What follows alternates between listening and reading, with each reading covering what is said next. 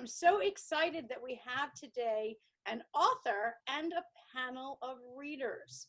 Our author, Rony Kessler, wrote The Mysterious Animal Soup and Rachel's Gifts, along with the prequel, The Professor and the Wild Dogs. So we have our author today and also a panel of readers. Well, first off, let's introduce our author. So nice to have you here on the show with me. Thank you. Thank you for all It's good to be here. Tell me, how long in coming were these books? Are we talking, a week, a month, a decade? What are we talking about here? Actually, it's about 20 years. 20 years in the making. Yes, I was just looking it up today. It started 20 years ago when I was waiting for someone in a restaurant on a napkin. I don't know if you could see this. Wow. I still have the napkin. Then I started writing it. I wrote several chapters. My lovely wife typed up stuff for me. And then I don't know what happened, but I just stopped. And it was a few years ago, a couple of years ago, that my son asked me to start writing my story. He wanted to know, I grew up in Israel, and he wanted to know about my growing up and stuff like that. So I started writing, and in doing some looking for papers and doing some research, I found this envelope with this book that I started writing, and I started going back and forth.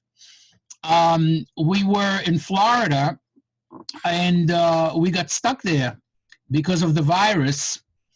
And so I started spending more and more time writing, and eventually I finished the book over there. So the virus helped me. So I've heard that from a lot of writers. It's kind of split between the writers who have gotten a lot of work done because of being locked down, shall we say, and others who have experienced writer's block because things are all sorts of topsy-turvy right now. So I'm delighted that you were able to be inspired. Yeah. As opposed to the opposite. It could have gone in either direction. So I'm very, very glad you got to be inspired instead of some writer's block. Well, let me give our viewers a little bit of a synopsis, and then we'll introduce our people. So on the back of the book, it says, Rachel, a young girl, there's Rachel, there we go. Rachel, a young girl, survives a horrible crime and loses her voice, but not her determination to solve the tragedy that has befallen her family. Rony Kessler's novel that occurs in both the United States and the Middle East is a riveting page-turner that pits Rachel, a 12-year-old, against a gang of thugs that attacked her family. Okay, so there. And let's meet our esteemed panel here. Right next to me on the top row, I have Rabbi Art Vernon. Hi, good to be with you. So good to have you here. Thanks for joining us. My pleasure. Do you usually like reading, or is this... Oh, I'm a big reader. Really? What do you usually like to read? Well, I've read most of Stuart Wood, most of James Patterson, almost all of the alphabet books by Sue Grafton. I also got into Andrew Greeley. And I kind of identify with this alter ego, Father Blackie, John Blackwood Ryan. Right. Very cool. An avid reader. Well, yeah. On our panel today. Robin Cohen, nice to have you here. Hi, thanks. I'm Robin. I am Ronnie's oldest daughter, one of 4 children. I'd like to share that growing up, my dad always had amazing ideas, to the point where when I went away to sleepaway camp, I came home, I went to an art camp, and I made him a pad that said the idea man, because he just always had tons of ideas. And I'm just so proud of him that he followed through on this idea and wrote this entire book. And so I'm happy to be here. I think I still have part of that pad. Yeah. Thanks for joining us. And do you get all of that, those creative juices from your dad as well? Of course. Love to read as well, or just books? No, I do like to read. I'm raising 3 young children right now, so time to read is precious time. That's hard, and so it was really fun to sort of sit down and read this book. But I also love to write as well.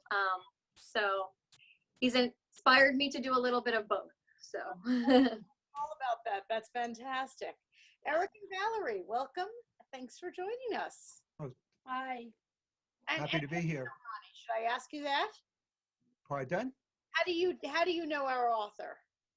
Oh, well, Ronnie, I'm Ronnie's doctor and friend and creative trampoline.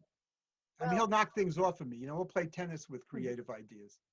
And I agree. He's a man of great ideas.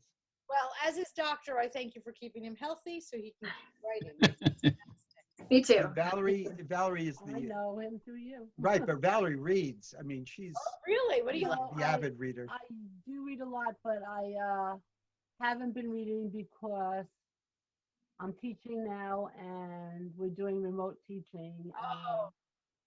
I've been so busy with that I haven't had time to read in a while. I totally get that. That's for sure. No, that's a She lot still reads. Don't kid yourself. of I'm not reading right now. not as much. Horror stories or something. Jerry, welcome to our show. Well, thank you very much. And Well, how do you know our author? well, as Ronnie noted a few moments ago, I'm probably, at least for this panel, his oldest, and I may add, dearest friend. Ronnie and I know each other for certainly over 50 years. We met at Queens College when we both were going in the evening, in night school, and in the early 60s. I hate to date myself like that, but that's what it was.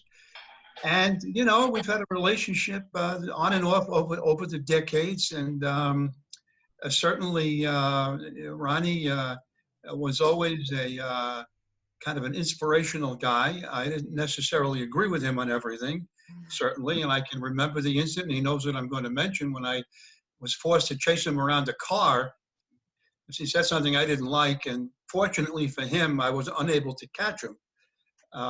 But all this time has gone by. He asked me if I would read his novel, and I did. And I have some comments, as we all do, I'm sure. The good, the bad, and the ugly, I suppose. And that's the derivation of my relationship with Ronnie. Okay, fantastic. And Anna, are you here?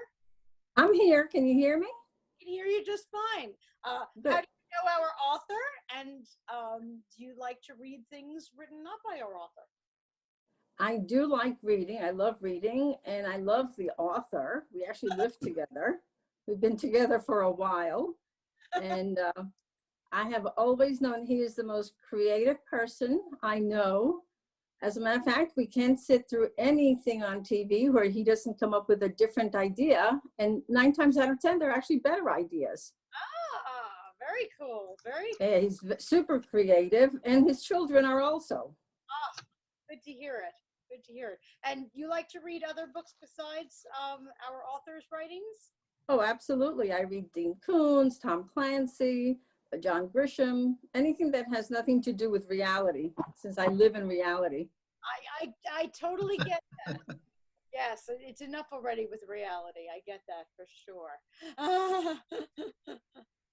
So, one little rule I'll say for our discussion here, and I know many of you are readers of thrillers and mysteries and things that we don't want to give away any spoilers, okay? So as we are talking about the book, we are not going to reveal the big reveals and things like that. We want people to get a little bit of a taste and then to go out and read it for themselves. So we'll try to remember not to give anything away. But I have a question to start us off with. Right at the beginning, Rachel, our young protagonist, sees a horrible, horrible crime, and she totally loses her voice, the inability to speak. Have you ever been in that kind of a position that you have been rendered speechless by something, And did you? Absolutely. Oh, it has happened, huh? Just totally speechless. Yes. For a minute, for a day, for weeks, you know. I don't think you could time it. I walked into my house and there was someone inside breaking into my house. So I was speechless. That'll definitely do it. Yes. So when it happened to Rachel, you believed it. Like you didn't think for a moment, that can't possibly happen. Oh no, absolutely. Yeah, that could definitely happen, especially if it has something to do with your family. Now, one of the things about Rachel, I mean, she has many gifts, but she's super observant is one of her gifts. She can spot, I mean, she could find the proverbial needle in a haystack kind of a thing.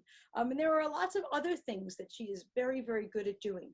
What would you do if you had one of her gifts? Like, which one of her gifts do you wish you had?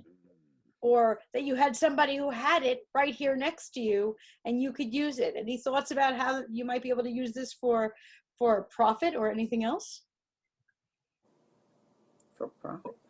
Well, certainly, her, as you noted, her ability to observe things almost like a photographic memory, seeing things, and certainly in a traumatic environment like the first scene, it's understandable that things that she saw and heard and sensed, she was able to retain a lot of stuff in there.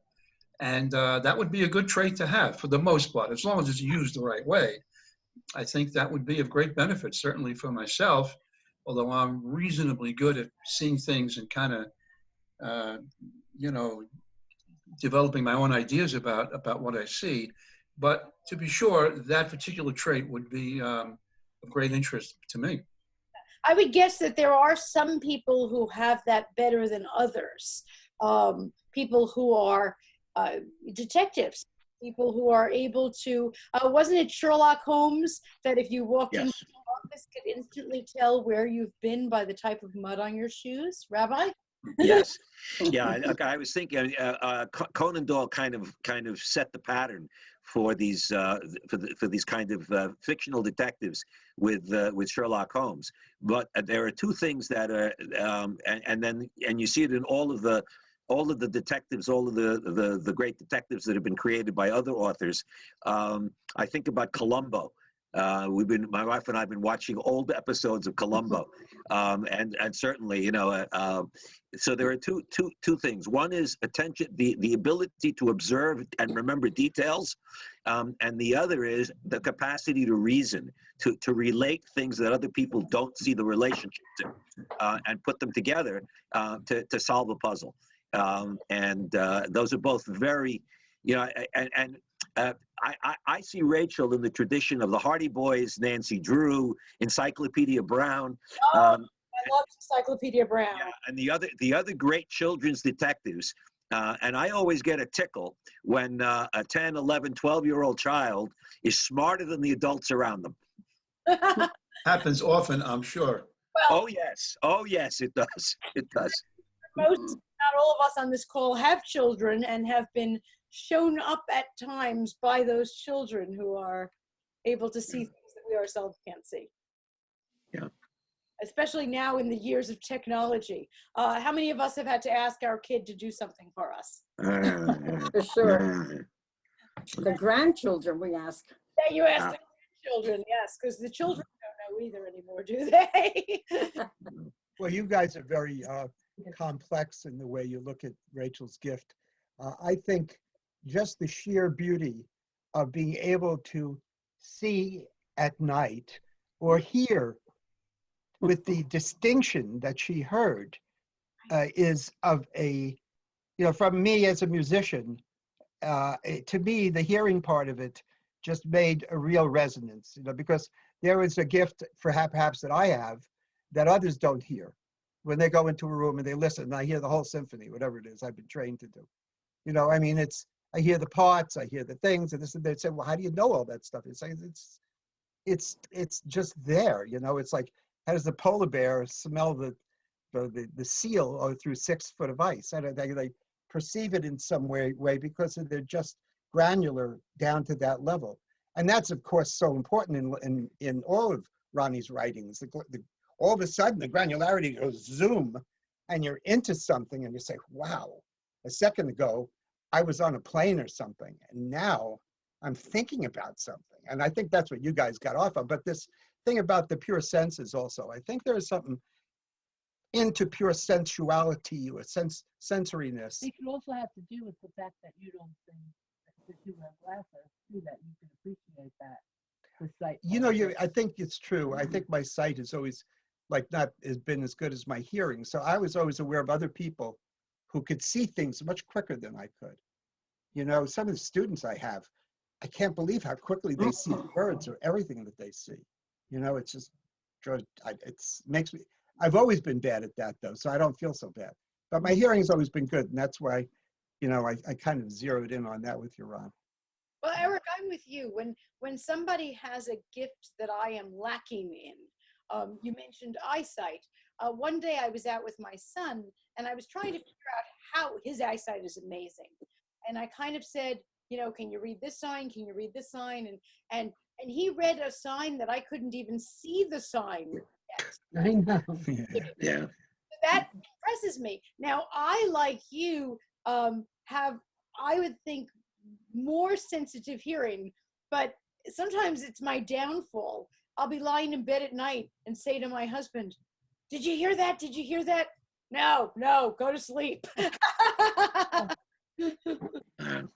Yeah. I think for me, I feel like, I think when I read or when I see things, I always, I like to look for deeper or hidden meanings. And to me, the first thing that popped into my mind when you asked that question wasn't about the gifts that we know to be the actual gifts in the story, but for me, it was her bravery and resiliency. Like, I think that was a true gift that she had throughout the story that I was just so inspired by and amazed by. Because you can have as many gifts and senses as you want, but if you don't have resiliency and bravery and confidence, then you can't do anything with it. So that was sort of the hidden gift that I saw throughout the book. So. Yeah. She's very special. Giving it away, some of those gifts were, you know, her right or, you know, given, but others she developed on her own. Right.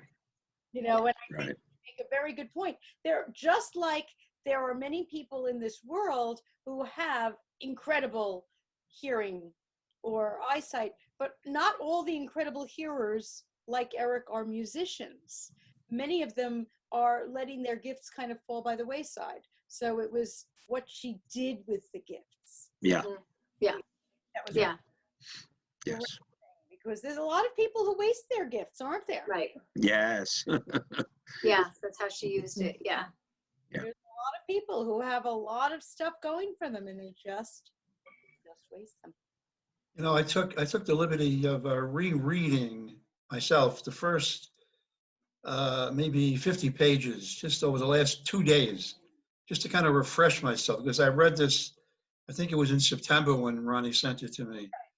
And the first 50 pages is pretty much all about Rachel, of course. And so this part of our conversation is very interesting to me. It's like fresh in my mind, what she experienced, what she saw, what she felt, what she heard, what she smelled, actually. And it's all there. All the senses are right there in the first 50 pages or so.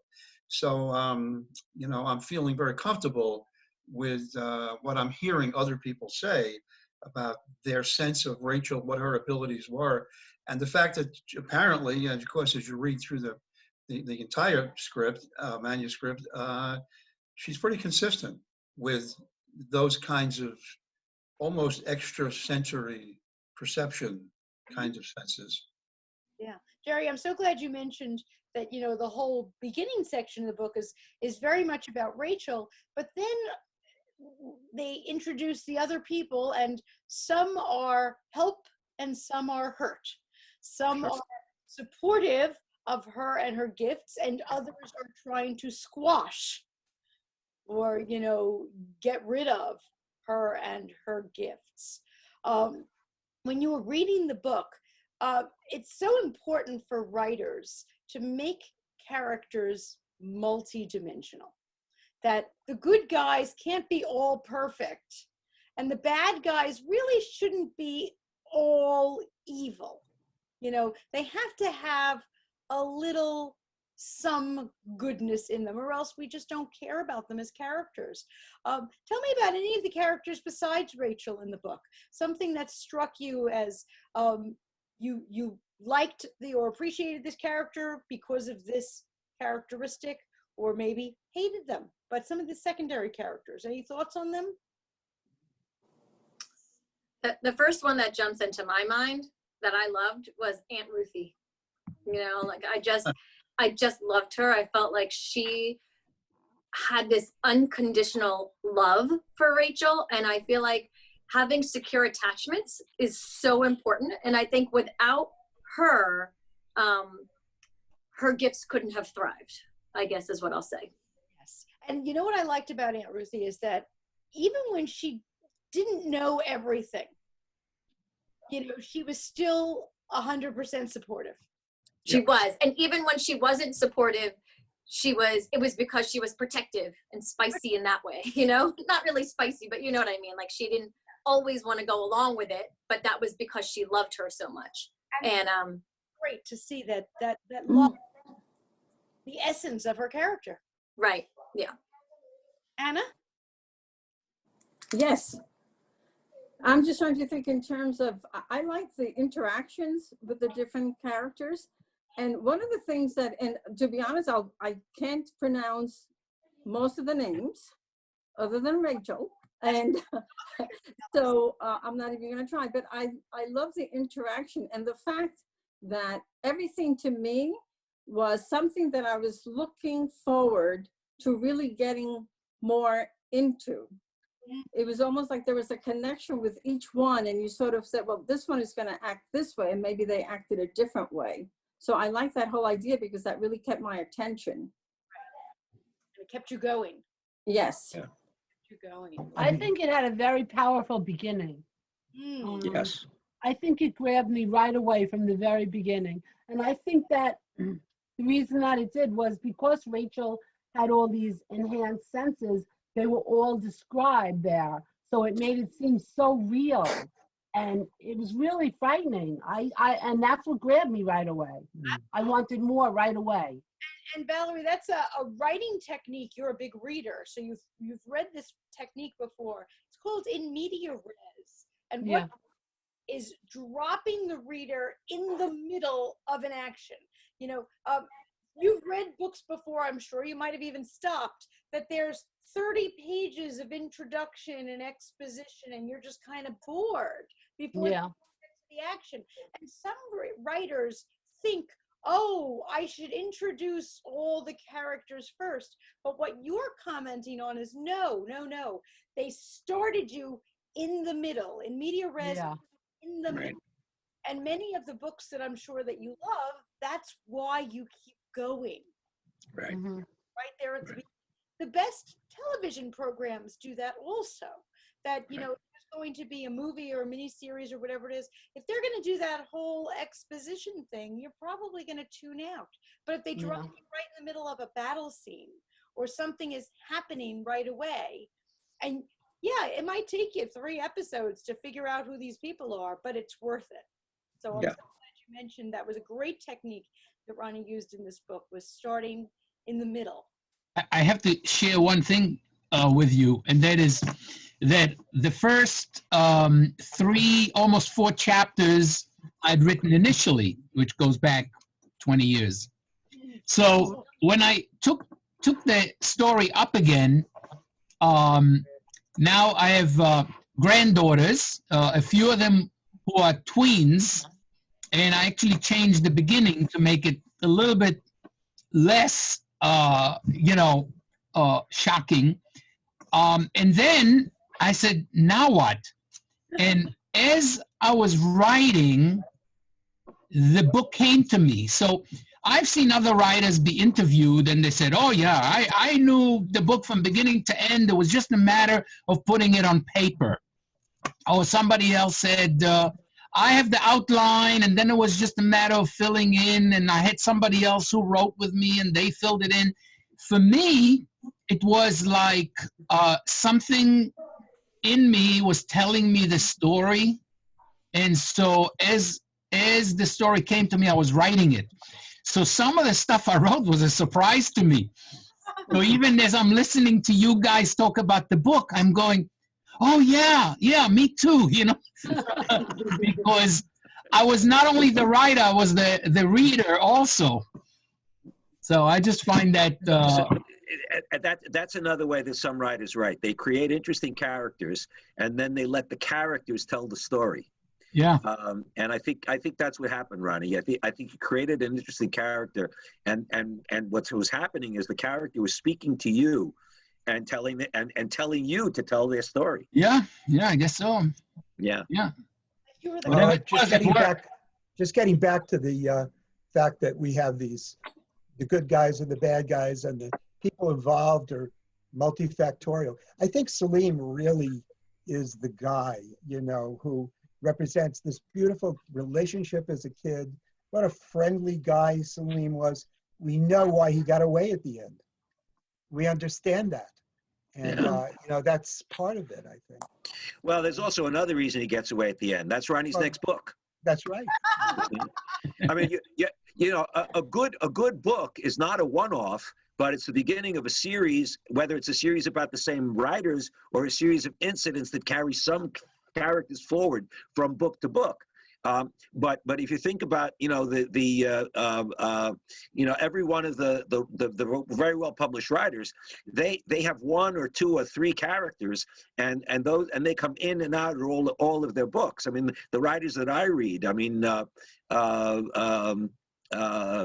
Patterson's Detective Cross, and you know, and you can go through all of them. And so what's great about Stuart Wood is Stuart Wood has 2 or 3 characters or 4 characters that keep coming in and out of the books, and eventually they meet each other in one of the later books. And that's, for me, as someone who follows an author, so I'm looking forward to the next book, Ronnie.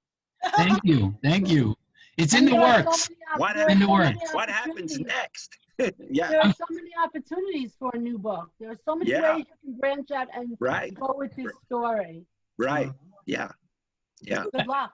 Valerie was the first one who said, oh, you know, you have to continue writing the next book. That's right. Of course, Stephanie also. Yeah. But, and I just have to tell you that when Ronnie asked the granddaughters what for ideas, oh my goodness, it was like opening a door. They just came up with so many ideas for the next book. Very interesting. Oh, yeah. But actually, they made wonderful suggestions. Absolutely. I have to say is that Valerie, they made wonderful suggestions that I actually wound up employing, including the fact that the hardcover book is going to have the novella in it as well. It's a prequel. And that was one of the granddaughters' ideas, and Stephanie liked it, and that's what we're going to do. So the hardcover book, when it comes out, is going to have both.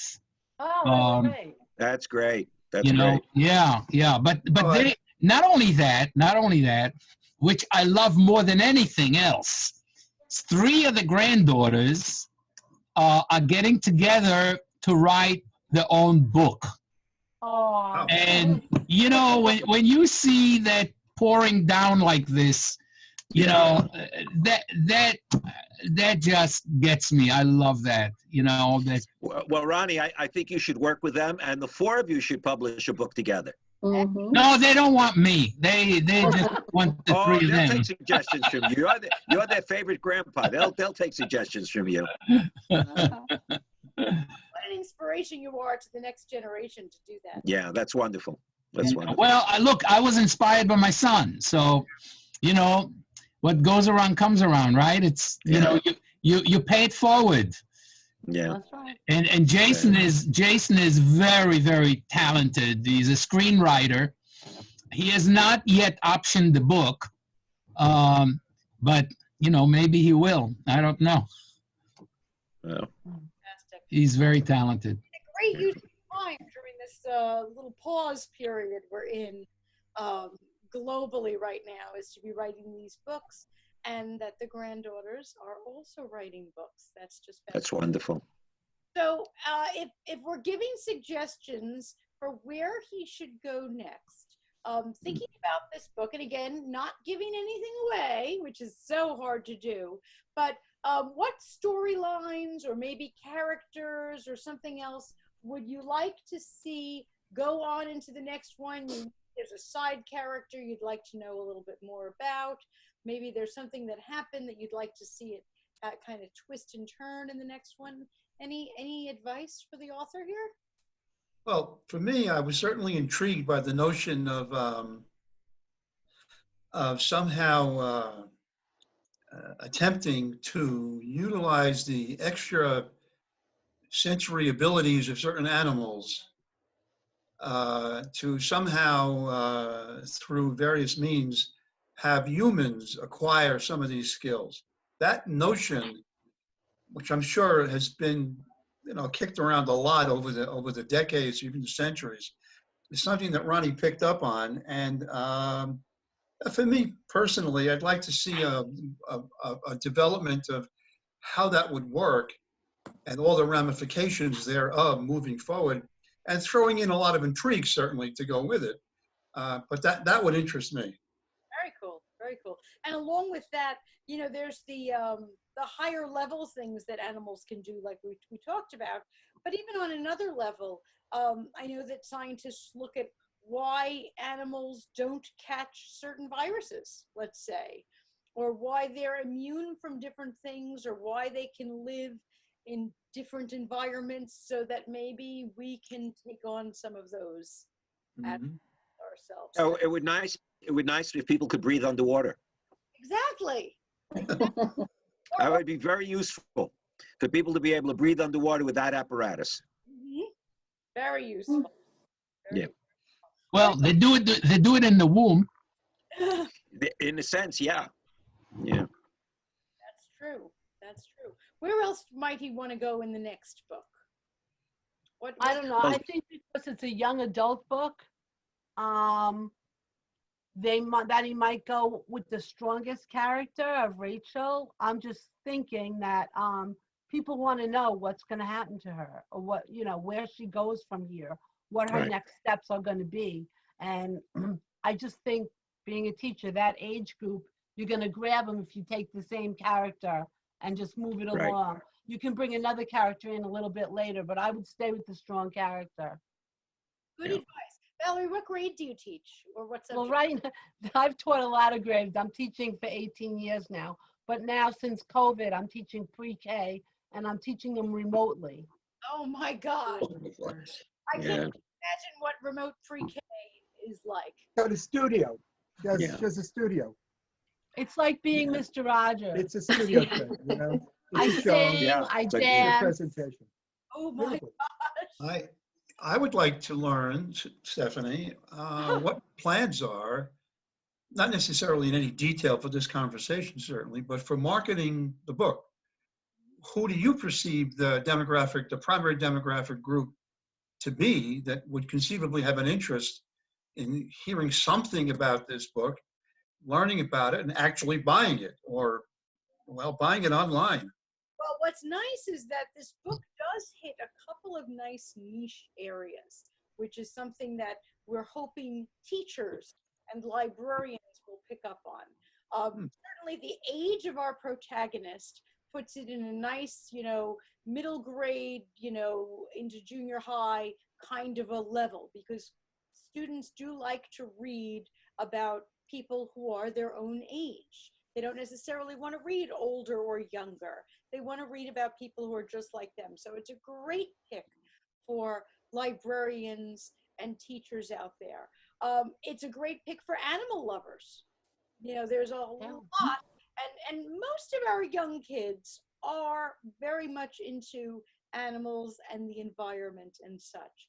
And one of the things I really particularly liked about it that I thought teachers and librarians would definitely want to know about is the travel aspect of the book. How the book takes place here as well as in Israel, so that people are in both places and learning about cultures in two different places. I think that that's a really good thing for students to learn about. And then, of course, there's the family unit. And I don't think that there is enough that we can have our kids reading about strong families. And that's Yep. so important.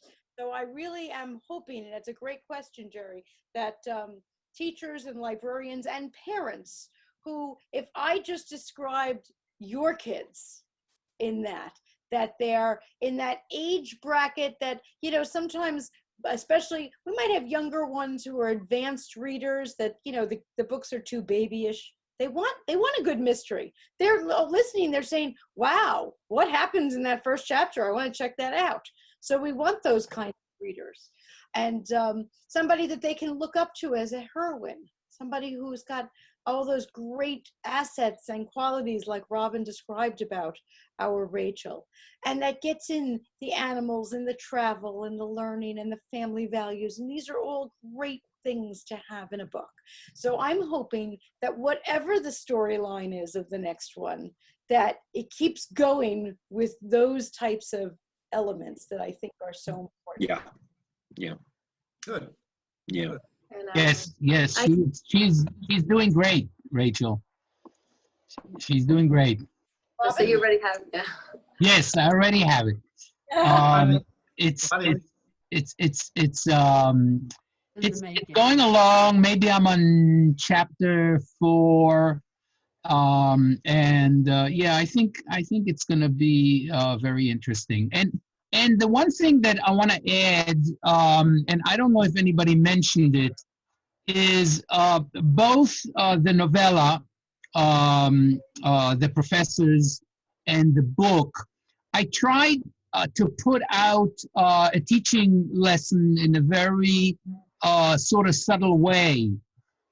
In The Professor, it was about animals and preserving animals and not being cruel to animals.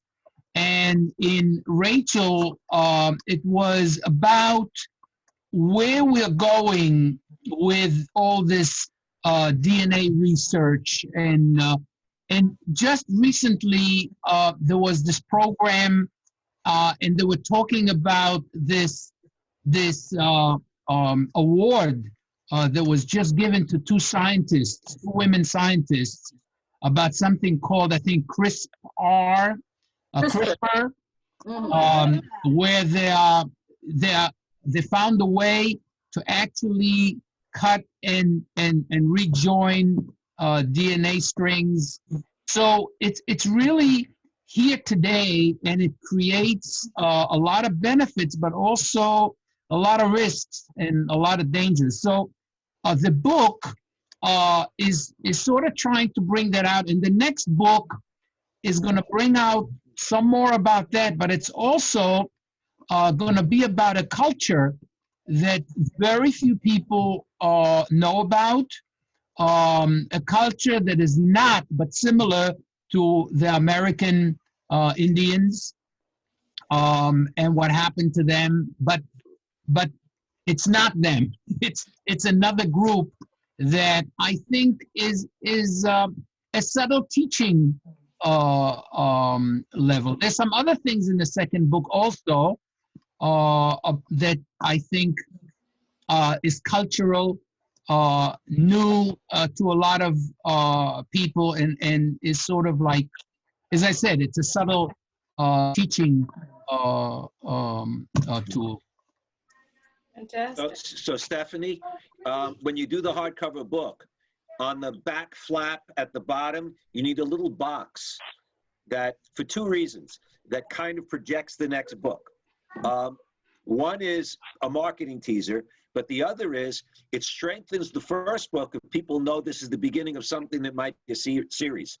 Absolutely. People love book series. That's a for Yeah. sure. You know, I always say that to authors who think that they're just writing one book. No, no, no. You really need to think beyond the one book. I mean, the fact is, if you go into a bookstore or even a drugstore and you were about to get on a flight and you needed something to read, and there were books that were just one-offs, and then you saw some that were in groupings, you would naturally grab a grouping, because if you like it, you know that you can keep going with it. That's right. You know, that's Yeah. why, That's how I got into the authors that I got into. exactly. So that's a fabulous marketing tool for people to know there's more to come. Yeah, and I didn't think about it originally, but then I was forced to do it by Stephanie, who forced me to commit to 3 books. The 3 All books. right, you can do it. I know. I have to, I will. And I'll tell you, at my age, Your granddaughter's are counting on it. yeah, but you know what? It is very important, especially at my age, being retired, and it gives you a purpose. It gives you something that you know you need to put some time into and work on. So I think it's a positive thing for the brain as well. The only problem is that my memory is getting a little worse, so I constantly have to remind myself who the characters are and the correct name. And that's where my granddaughters were very helpful, because they said, you know, you call this one something else. You know, they have to be the same name. And I went through, and sure enough, all of a sudden I gave the same character a different name. Yeah. Your editor will pick that up. Yeah, right. Your Well, editor will pick that up. I have many tween editors Right. that help me out on that. But yeah, I can think not only of the next one which I'm writing, but the next one after that is already formulating in my head. Good. So I guess Good, that good, just good, happens automatically. Yes, good. Let's Good. get our panel back together to talk about the next. Yeah. Sure. But Ronnie, I think you should dedicate the hardcover to your granddaughters. Well, if you pick it up, you will see it is. Oh, okay. And my children. Okay. And my wife. I read a pre-publication version. That's right. Yeah. You did. Yeah. You were an editor as well. Yeah. Ronnie, it's completely normal for writers to forget the names of characters. I often see that they will spell it one way, and then by the end of the book, they're spelling the names differently. So that's what editors are there for. Yeah. Yeah. I feel like we were all privileged to be sort of guinea pigs for this first shot, and I think Yes. it's going to turn out very well for you. Yeah. In 15 years, we're going to be able to say we knew him when. I'm We sorry, should all what's your live name so long, again? right? Oh, Ronnie, right. Well, I know Ronnie's planning on it. Sign on to be guinea pigs for the next volume. Yes. Yeah. I want to know if you figured out, Ronnie, which contemporary actress would you like to portray the sort of the older Rachel when it gets to the big screen? Oh, I think Lila, my granddaughter. Ah, there you go. Okay. Yeah. Well, actually, the cover is also a drawing of a picture of Lila. Stephanie, can you hold up the cover of the book you have there? Closer to the screen. Move it closer to the screen. I haven't It's seen not. that. It's not. Here, I can do it. It's not picking up. No, okay. Okay, good. Yeah. Ah, Oh, okay. very nice. Very We nice. didn't have a cover on ours. No, I didn't see a cover either. I can Very- call Lila in here so you can see her. Yeah, call her in. Call her in. Lila? Lila? Can you come here, please? And Stephanie did a great job with the cover. She did cut her hair, though, since then, but Oh. come here. Okay, please.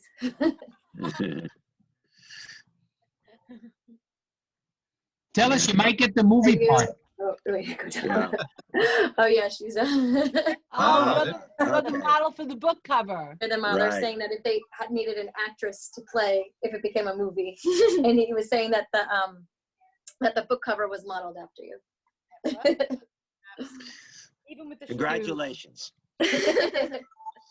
So I guess you'll have to put on a costume or something for the next book cover. Yeah, you could run upstairs and put on that and come back down. Instead of just wearing like a big poncho. Yeah. And she'll be back down in like 3 minutes. Yeah, okay. Very, very funny. I was gonna say, I mean, I don't know if that question that you still asked remains, especially since my dad has already thought of the next ones, but the 3 seeds that came to my mind of areas where it can pop and grow were, one is, and I'm gonna try to be careful with my words, well, one is one of her siblings, the youngest one.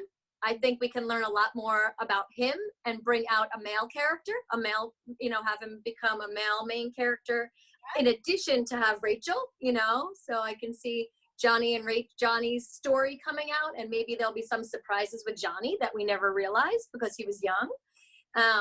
Another one was the whole thing that happened where information was dislodged from somewhere, along with, I think that it's possible to somehow retrieve that information, if I'm making sense. Yeah. And Without giving it away. right. And go from there in terms of the genetics, in terms of someone finding that. And the last one, which might be far down the road, is the offspring of Rachel and what happens there. So Yeah. those were 3 seeds that popped right away, like in terms of where I would The last one is, I think, book number 8. I was going to say, Ronnie, you're going to be writing till you're 95. So Rachel's grandchildren. Right. Be Rachel's writing till you're grandchildren. 95. Yeah. Yeah. Look, all the great authors, I mean, all the published authors, I mean, they've got 20 or 30 books in the series. I mean, it just keeps going and going and going. That's right. And some of them also do, like, this is like a young kids, young adult series, and we'll also have an adult series. Some. Yeah, Patterson comes to mind. I forget the name of the book, but he wrote a book where there were genetic experiments going on children, and that then spun off into a series of, I think, 4 or 5 books designed for the tween reader. All right. Yeah. Do we have a model here? Yeah, we have a model here. We have the model here. Oh, yeah, there we are. Absolutely. Absolutely. Hold on, wait, stay there, Lara. Hold on. That's Rachel. Hold on. There we go. Yeah. Oh, yes. Yeah. Yeah. Wonderful. Wonderful. Wonderful. Very cute. Wait till your friends see the book. Lila, wait till your friends see the book. Yeah. Well, Ronnie, once we are able to have, in-person events, like meet the author at a library kind of a thing, you can bring Lila with you. Yeah, Lila will have to come with me. Yeah, yeah. She'll stand there. I like it. I think it'll sell more books. I think it's. Yes, it would. It would. She will sell more books, I'm sure. I hope that this feedback has inspired you and lit a fire, because obviously you have a whole bunch of people here who are waiting for volume. Yes. Yeah. That's fantastic. They definitely inspire me. Yeah. Did you say inspire or perspire? That too. Well, you remember what Edison said about that?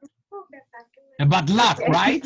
No, Edison said that invention, okay, is 1% inspiration and 99% perspiration. Inspiration. Yes. Right. Yes, that's definitely true. Yeah. Inspired, but perspired. Right. Well, think congratulations, Ronnie, on your 20 years of work that have come Thank to you. a partial fruition. Thank you. Yeah. Congratulations and good luck with book 2. We will be back. Yes. About it in the blink of an eye, or at least in 50,000 words, whatever comes faster. Hey, thank you very much. Thank you. Thank you very much. Thank you, everybody, for coming on. Have a good Our evening. pleasure. Our pleasure. Bye-bye. Good luck. Thanks for joining us on Between the Covers. I hope you enjoyed the show. If you're an author who would be interested in appearing on our show, or perhaps you're a member of a book club, we do host book clubs as well, please visit BetweenTheCoversTV.com. By the way, at BetweenTheCoversTV.com, you can watch past episodes in addition to learning more about our authors and guests. So sign up there if you would like to be a guest on the show yourself. And if you have some books that you would like to get written or published, visit redpenguinbooks.com. Thanks so much for joining us.